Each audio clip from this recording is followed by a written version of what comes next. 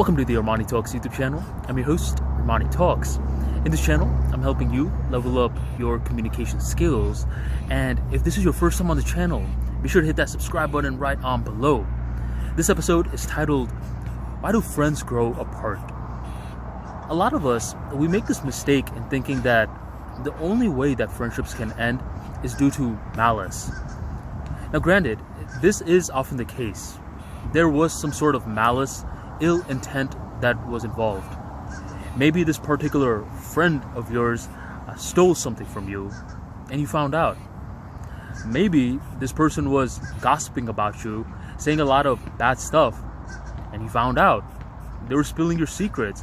They were doing something sinister where you just couldn't find how the relationship could be repaired. This is a common understanding of why friendships end. But it's not the only method for why people grow apart.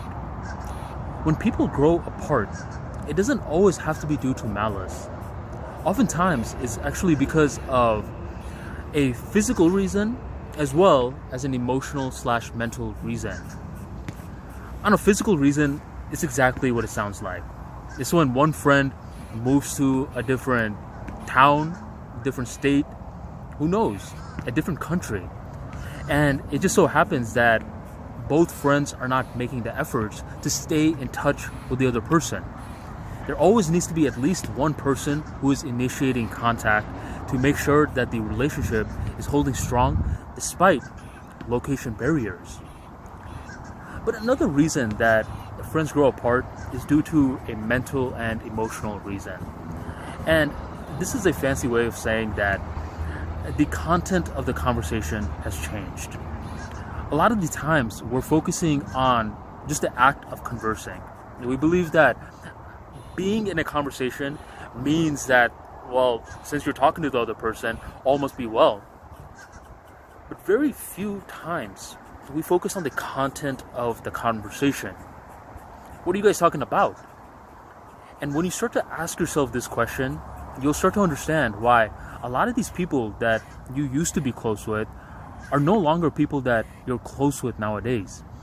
It's because the content, what was being said, what was being talked about, has shifted throughout generations. And by generations, I just mean in the span of months, maybe years. Armani, why does the content of a conversation change? For example, let's say me and Jose were extremely great friends 5 years ago.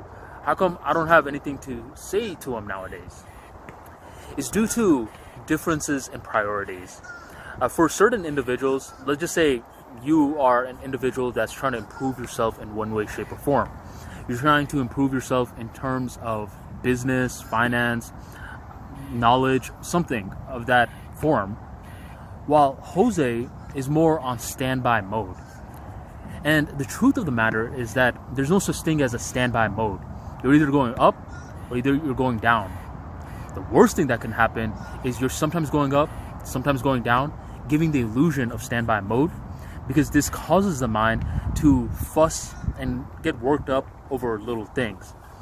And what this traditionally does is that it causes the mind to get obsessed with stuff like gossip, stuff like drama, stuff like negative news.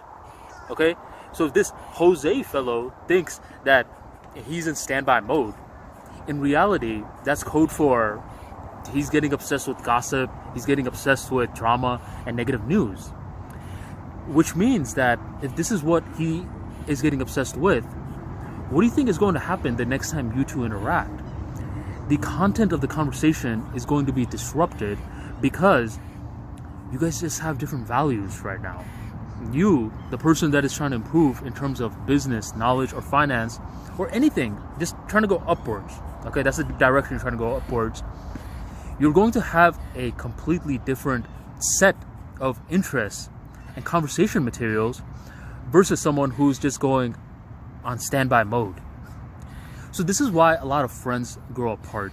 And this one is extremely unfortunate because there was no malice involved whatsoever. And oftentimes with situations like this, we're extremely quick to react. Some of us that are improving, we're like, well, I'm improving. This person isn't improving. This person is standby mode. I'm gonna delete him off Facebook. I'm gonna delete his number off, and I'm gonna unfollow these losers from all social media. This is a big mistake. It's a big mistake because different people progress at different times. With Jose, right now, yes, he may be in standby mode, but who's to say that 3 years down the line, Jose too doesn't want to project upwards regarding a certain field. And when he's ready at his own pace to move in that upward direction, that's when another glorious story could happen. Oftentimes, we're thinking about friends ending. Few times, we're thinking about friends growing apart. But very rarely do we make ourselves aware of moments when friendships grew apart for it to just come back once again. If Jose does one day decide to level up in some way, shape, or form, and you two are still having open vehicles of communication, which means that you didn't delete him off Facebook, you still have his number, you still have him on Instagram, for example, then this can be a great story of how friends not only grow apart, but they come back once again. I came to realize this throughout my life, where I had two friends where for a while there was nothing that we could speak about. We were close for a while, but the content of the message changed. But for one of these individuals, when his dad got cancer and his father just unfortunately passed away suddenly, this friend of mine who had been in standby mode for so long finally got that wake-up call and wanted to improve in some way, shape, or form. Luckily, we had each other's numbers, and he was able to contact me for book recommendations on a certain field. And this is how a friendship was able to be reignited once again. The moral of today's video is to understand that in the world of communication skills, the worst thing that you can have is a one-size-fits-all approach to everything.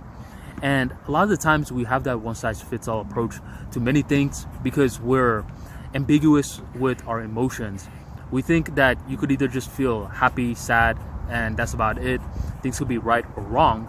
While in the world of people, it's much more complex than that. It's much more dynamic than that. So ask yourself, are you currently having moments where there's certain people that you don't have that conversation content with? Well, rather than cutting them off completely, how about you guys allow yourselves to go in a distance, your own journeys, and one day be grateful and be happy if you guys are to realign once again. The nature of communication skills is always going to be like this. It's always going to require a process of evolution, a process of devolving, for you to understand that it's a choice. Either you could go up, either you could go down, but that whole process of going up and down, it's not pretty. It's extremely messy. If you enjoyed today's episode and you learned a thing or two about the world of social skills, be sure to check out my book, The Charisma King, which breaks down the human dynamics, the complexities, the nuances regarding friendships, enemies, haters, weasels, and much more. To grab a copy of The Charisma King, check out the link in the description box right on below. And thank you for joining the ArmaniTalks YouTube channel.